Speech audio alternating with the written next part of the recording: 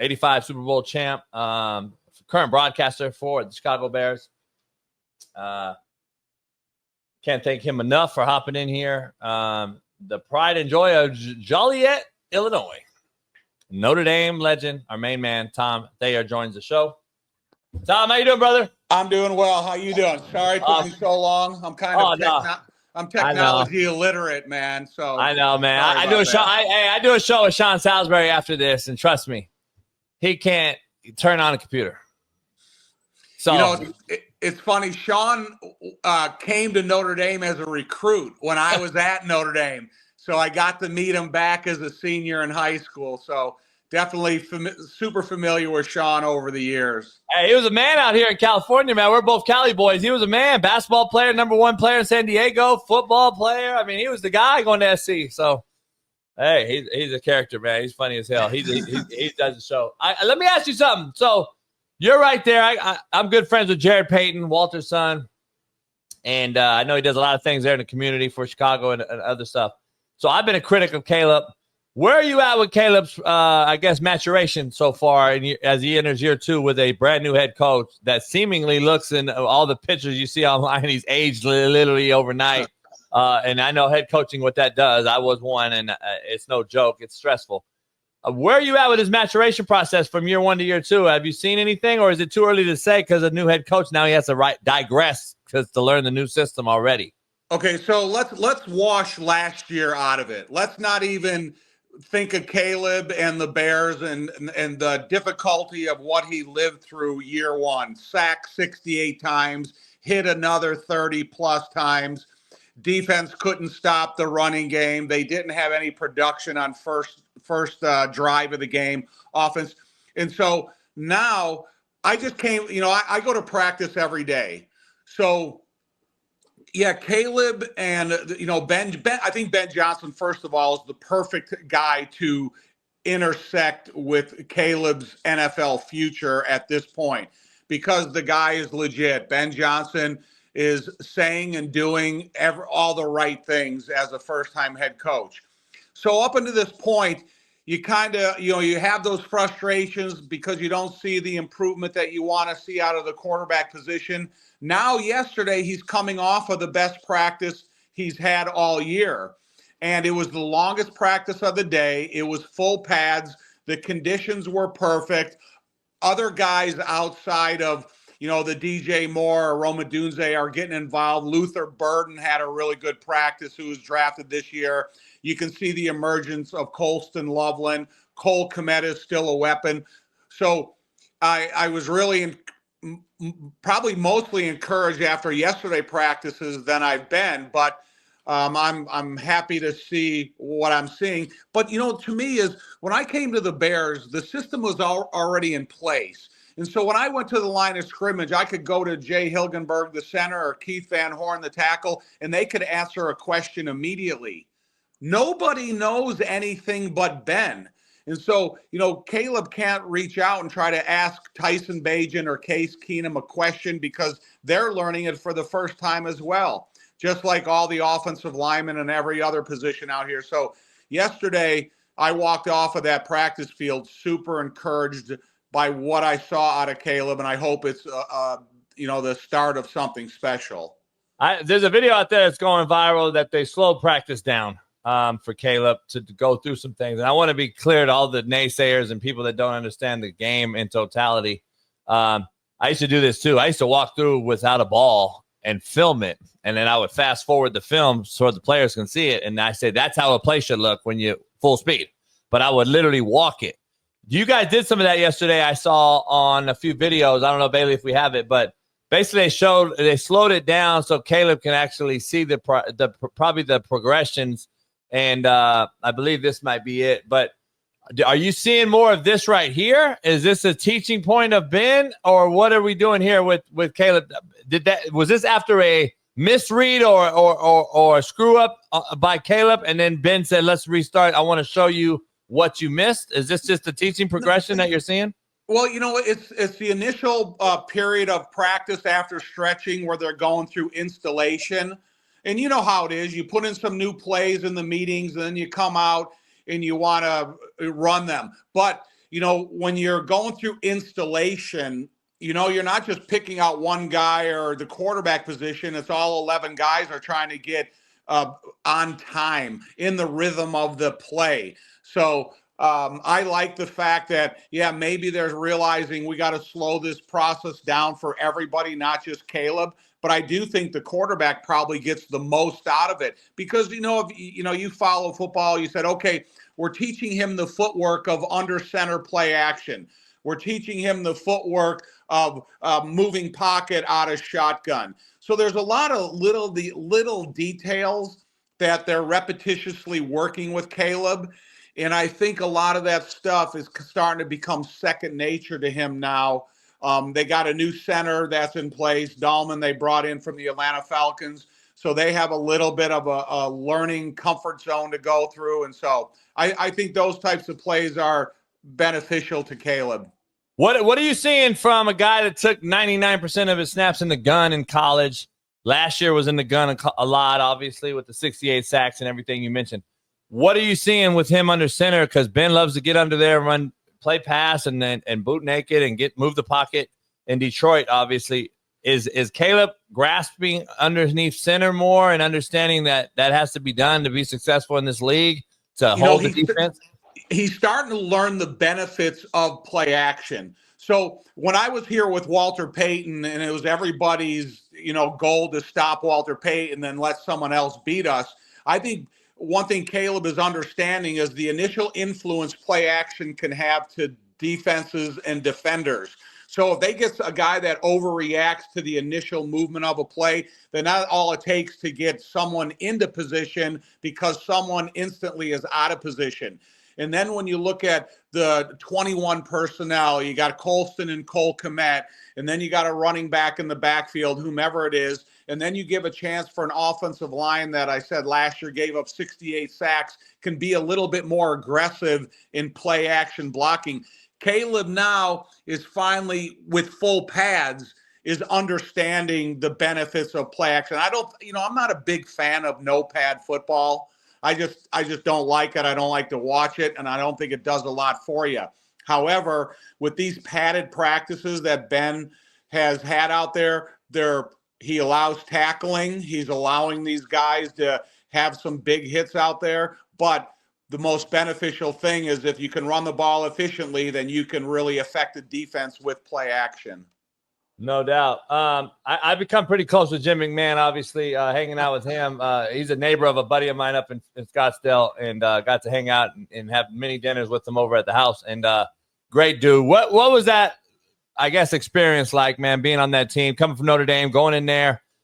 You at the size you were playing O-line, and now you look at the O-line now and the size difference that you guys walking out. Chicago looks huge up front, as well as the NFL is, but what was that like when you guys got there and won it all and then did the refrigerator Perry and the shuffle and everything else? I know Jim is playing golf today with Jay Hilgenberg, the center I played next to.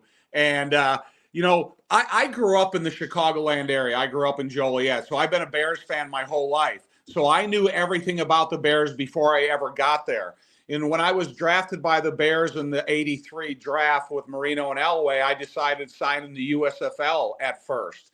And I played with Jim's offensive tackle, Nick Ear from BYU. I played with his tight end, Clay Brown. So I knew a lot about Jim and a lot of the Bears before I ever got there. But I was super intimidated by him when I did get there because of how great of a team they were. But Jim McMahon, that dude cut the levity. He had fun every day. And for those of us that were a little nervous, a little intimidated by Ditka, McMahon never was. And he was probably one of the most intelligent football players I've ever been around. Because when he came out of that program in BYU, and he had such understanding from Lavelle Edwards about the passing game, he was as smart as any coach that I ever had on the offensive side of the ball. And so it was kind of cool to be around McMahon. He was so confident. I remember it was one of the first plays of the second half of the Super Bowl. He's the type of guy, and I kind of wanted to relate this to Caleb, is Jim comes in the huddle and goes, all right, man, you guys sell this play. It's going to be a big play, talking about play action. So the offensive line comes off the ball. He makes a fake to Walter Payton and throws a 60-yard pass to Willie Gault. And so that's the way that Caleb has to understand the benefits of play action and then how to take advantage of the vulnerabilities of the defense. And that's what Jim was able to do. And that was the cool thing about being around him. No doubt. You had some legends there coaching, obviously, with Coach Ditka and Buddy Ryan. Were those two? Was that relationship is really as fiery as people saw on the sideline? 100%. We went live every day. In my first training camp with the Bears, we went 22 straight days of doubles, full pads every practice, and conditioning and weightlifting after every practice. And these guys are across the line of scrimmage from each other, and we're cutting guys in practice. The defense is going live and tackling everybody. So it was legit, man. It was a great experience because it's nothing that football will ever see again. And also, I had the luxury. I played for 5 Hall of Fame coaches in my career. My first coach was George Allen. And then when I played for Mike Ditka, my offensive line coach was Dick Stanfield. He was a Hall of Famer. Then I went on to play for Don Shula, and we also had Mean Joe Green on that staff. And so just not only accountability, but the intelligence factor that you could learn from these coaches, it was second to none. And it was great to play for Ditka, and it was equally cool to play for Buddy Ryan. Man, I'd love to hear that. Buddy's one of his sons is now out here at USC coaching. I'm interested to see how he gets back into college. I know he was speaking of Joliet Junior College there. I played him many times as a JUCO guy, and Buddy's son got his start at Hutch JUCO in Kansas, and now he's back to college after all the years in the NFL with his brother and Rob and Rex. So it's going to be interesting to see him in college now out here. So he's got that lineage, obviously, that 4.6, that bare front, all that stuff is interesting. Where are you at? You call these games, or you're broadcasting these games now. What's the expectations, I guess, in the town there for going into this season, which came faster than I expected. It's already here as you guys get ready in the NFC North that I predicted yesterday, Tom. I just want to get your take. I don't believe there'll be a 10-win team in that division this year. I think they're that tightly knitted.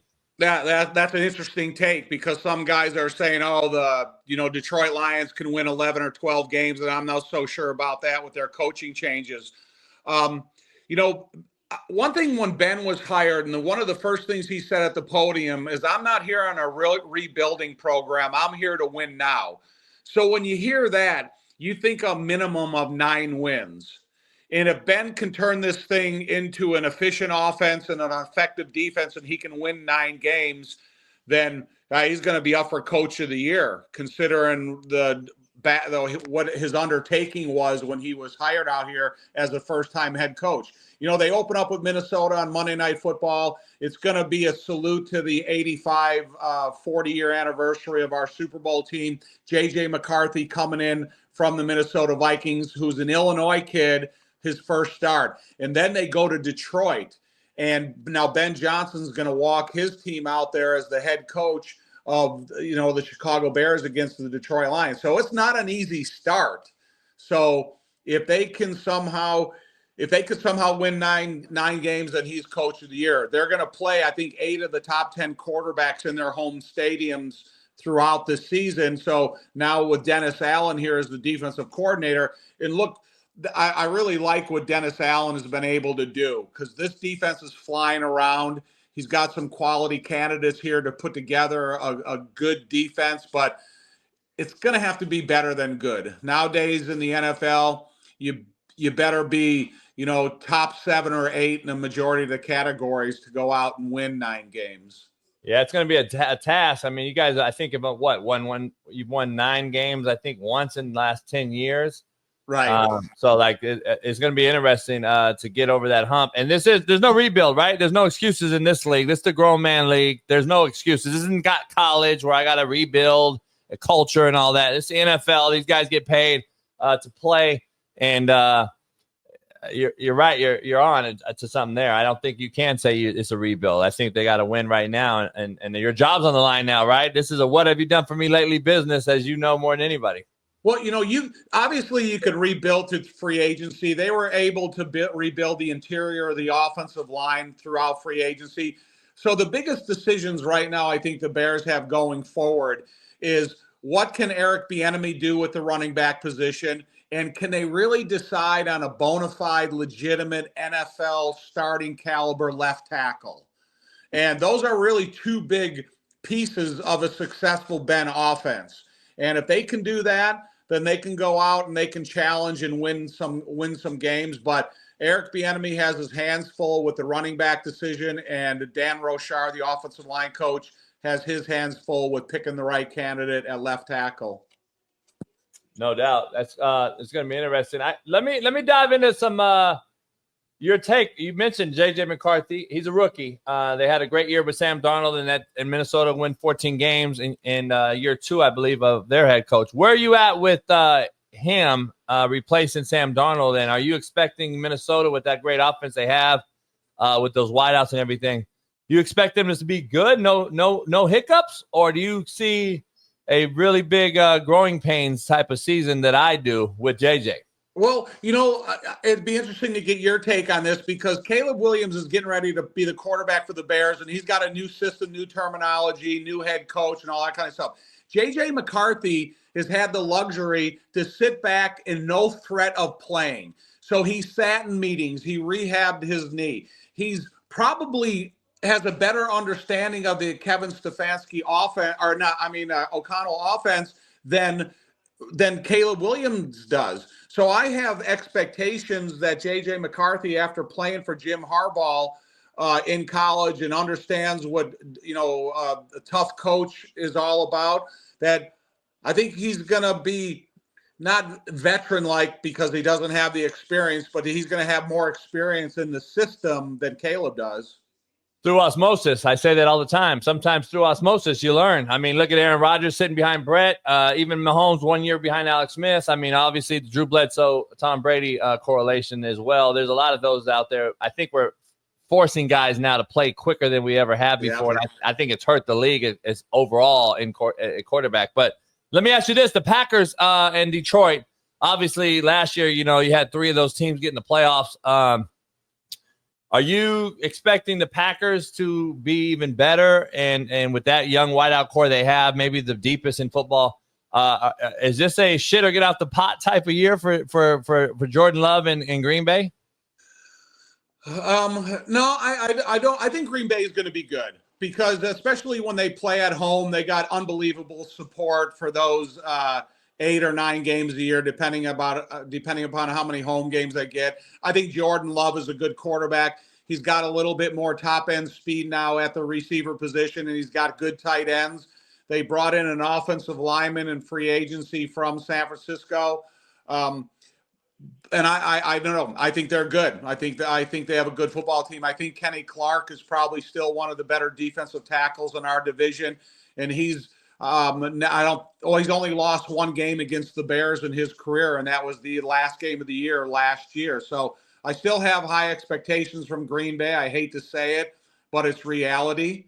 And one thing about the Detroit Lions, I think there's a little bit of uncertainty, because no matter what you want to think, was Ben Johnson responsible for the offense over the last couple of years, or was it the influence of Dan Campbell? And now they bring new offense and defensive coordinators aboard, and that can change a lot of the philosophical thinking of how Morton thinks on the attacking style of Detroit, and how the defensive coordinator is going to handle that personnel. No, that's a great transition. You played center guard and obviously guard in the league, and you understand it. They lost maybe a Hall of Fame center last year. Now they've had to move some things around up front. So you lost a center that Goff was familiar with. You lost your coordinator, both, but offensively speaking. I see a little bit of digression, man. I'm just telling you, it's not that easy just to plug and play. I get it. These guys move around a lot, but losing a center, losing the coordinators, and now you have I looked at the schedule. Detroit's schedule is crazy the first 8 weeks. They got a hell of a daunting schedule, and you guys play each other the first 2 or 3 games. That's where I'm seeing in division, that's where I'm seeing a lot of, I don't know if there's 10-win team in this division. It's going to be tough. I agree 100% with you, especially with the transition of trying to make a guard a center. That's not easy. You could see it last night if you watched the Hall of Fame game. They have a guy that's been playing center for 7 years, try to move him over to center, played guard the last 7 years, try to move him over to center, and he has a couple fumble snaps early in the game. And so it's difficult, and I don't think it's going to be an easy transition on Detroit. And if you can see there's a little bit of uncomfortable, center quarterback exchange, it's going to be a vulnerability that a defensive coordinators are going to recognize, and they're going to try to take advantage of it. And with the Bears playing in Detroit week 2, I think it's something they can take advantage of, because when you play in Detroit and their offense is on the field, it's dead silent. So now the defense, the linebackers, they're going to fall into that rhythm of the quarterback cadence. And then it gives you a little bit of more of a get off on the defensive line. And maybe you can push that center position back a little bit and disrupt their running game. And so that will be interesting to see early on that Detroit Bears game week 2. No doubt. Wrapping this up, I can't thank you enough for hopping on here. What just through practice, you got Luther Burden, you said great. It was unbelievable talent in Missouri, and you got you got wideouts, you Dunzy, and these other guys. You got better. I thought you addressed the front better, O-line, D-line wise in offseason. You got bigger and more physical, in my opinion, just on the offseason acquisition. Where are you at with who's standing out at practice that the casual fan may not see that's not at practice? Anyone that you are surprised by? Well, there's a free agent. They have this kid, J.P. Richardson, out of TCU. He's caught everything that's thrown to him. He's not super size. He's not the prototypical looking modern day receiver. But whether it's an installation, individual, 7-on-7 teamwork, no matter what quarterback he's working with, he can run away from defensive backs and he can make contested catches. So that's kind of fun to see. I'm not surprised because I've always been a big fan of his. Grady Jarrett, they brought for the interior explosiveness of this defensive line. He's not Aaron Donald, but he's got that type of template. And he still has the explosiveness you need to take advantage of maybe some interior, somebody lacking on a defensive or offensive line they're playing against. He's got enough explosiveness that he can make an offensive line look dysfunctional at times. So he's a big part of it. And then they're going to swap Tremaine Edmonds and TJ Edwards. TJ Edwards is going to go back to a middle linebacker, Tremaine Edmonds to the outside. And so I think they're going to tap into both of these guys, what they're good at. And so that's what we'll see from both of them. But I think the key ingredient for the Bears defense is, and I've been asking people, what's the minimum amount of sacks that Montez Sweat needs? And I think everybody, they all say double digits, and that's kind of an obvious if you have a premium pass rusher. But I would like to see him get into that 12, 13, 14 range, and then you're going to start, he'll get consideration for, one of the better defensive ends in our division. No doubt. If I told you they win 9 games or more, it's a success. If I tell you they win 9 games or less, it's a failure. Fact?